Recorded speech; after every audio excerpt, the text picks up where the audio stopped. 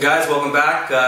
GTSGermany.com. This is number 2 for the hip openers. We're going to get in the same position that we did before, literally in the hip opener position. If you watched the first video, you recognize this here.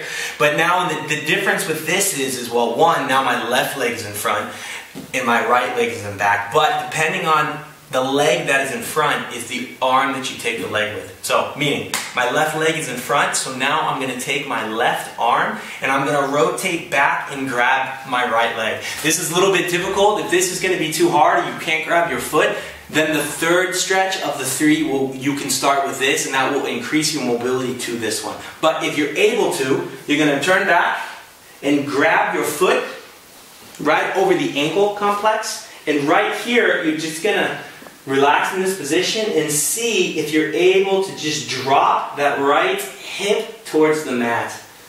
So I'm a bit tight in this position myself right now. So I'm just going to hold this, I'm going to breathe a little bit.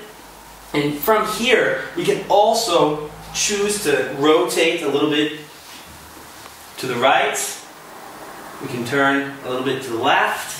Really right and left, meaning whatever way you're looking at, turning. And you'll notice as I turn this direction, or I notice it starts to get a little bit more my rectus femoris. But in this position, we're just kind of putting some pressure on the foot and also dropping our hip towards the mat. So we're really getting a stretch in these hip flexors from both angles actually, from the insertion and the origin point, meaning from the start and the end. And then what we can do is that contract relax part, I'm basically going to take my foot here and I'm going to kick it towards the ground, obviously, but I'm holding it here for 1, 2, 3, 4, and relax.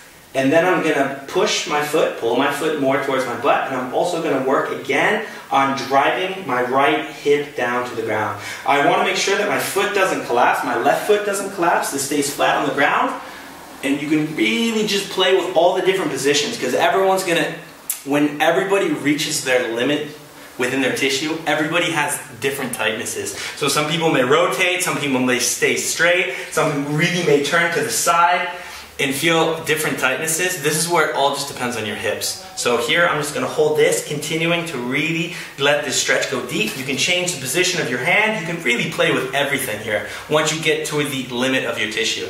And again, we're just really going to want to hold this for about 3 to 5 minutes. Again, that seems quite long, but this is where we really start getting some of that elastic change within our tissue and within our muscles. So obviously make sure you do both of them. Have any questions, let me know.